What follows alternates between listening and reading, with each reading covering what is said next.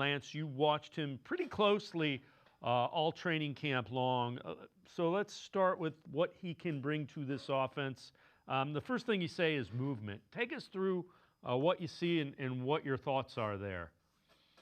Well, obviously, Flacco can't move. So when you watch these clips, you're going to see his ability to get outside the pocket and change launch points. So here's just, during camp, you'll see him on the run there, throws a nice little layered route to Gage Larvidan, who takes it in for a touchdown. Another guy got to call up, another really talented rookie. And then you're going to see a classic, right? This would be Njoku in the flat. Obviously, he was working with the third team at that time. But the thing that you're going to get is his ability to change your launch point really helps this offensive line in protection. Right now, they're struggling. Not to the fault of Joe Flacco, not all his fault, but he's a sitting target. And when you're a sitting target and you can't run the ball great and you face these second, third, and long situations, you become very vulnerable to blitzes. And this offensive line with the tackles, it's just been a mess. So just as simple, he's going to have some struggles, but his ability to move, scramble a little bit, and move outside the pocket make him so valuable to this Browns offense. I think he's going to be I think people are going to be pleasantly surprised. This is a kid who can really fling it. Obviously, you and I have talked. I was very high on this young man coming out of the draft, and higher on him than most. And I think he's going to show people why he's going to be a very good NFL quarterback. So the other thing, when we look at that and in listening to you talking about the bootlegs where you roll them out, the other guy that would seem to play into is Malachi Corley. The guy that they just elevated from the practice squad is another guy that run after catch guys, get them short in some open space. And Corley is, coming out, he was Deebo Samuel and just didn't get the chance playing with Aaron Rodgers predominantly with New York. There are some similarities between Aaron Rodgers' mobility and Joe Flacco's. So. Well, it's funny you say that, because if you remember, you and I were talking about Malachi Corley. We did a number of mock drafts, and I had him going second, third, fourth round in a couple of my mock drafts. His ability to run after catch is very, very good.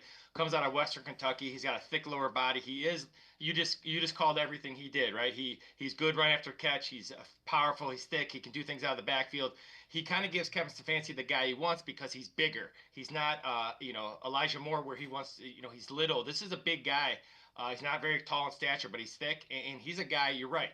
This is a guy, scramble things, reverses, jet sweep, fly sweeps, ball in the flat, things like that. So another good addition, and a guy who has a very high upside to see if the Browns can tap that out of him. Yeah, and it hasn't worked out that way. A lot of people were comparing him to Deebo Samuel. So we'll see if the Browns can get him going. All right, number two thing that Dillon Gabriel brings is getting the ball out with anticipation. Take us through what you mean by that and what we're seeing in these clips.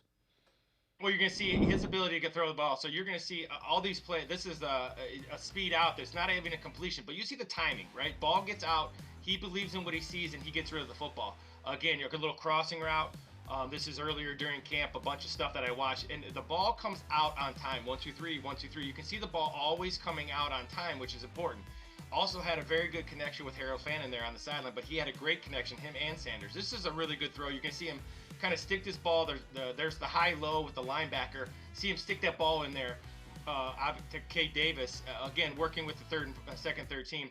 This is the arm strength, right? This is an opposite hash, 15-yard out. I don't think people realize the arm strength this young man has. You're going to see another speed out, third down. Really good throw to the sideline here. So what he does, he gets the ball out on time. He has really good arm talent. He moves very well in the pocket. You're going to see another one. His ability to just kind of get rid of the football. And that also, so you're talking movement, and then you're talking his ability to get rid of the ball quickly, which is going to help that offensive line. Another quick throw here. Great throw on the sideline. His ability to kind of squeeze this in here to see the layered routes with all three guys there. Made some really good throws in this game. Another really, really good throw here. You're going to see the safety down in the box here. We're going to read kind of like you'll see here. Those three kind of creates a bunch here. The corner sits, and then obviously gets, because of the motion, easy throw and catch. So the thing that he does very well, like I said, his movement is going to help the offensive line. Gets rid of the ball quickly. That's going to help off the offensive line, and he protects the football.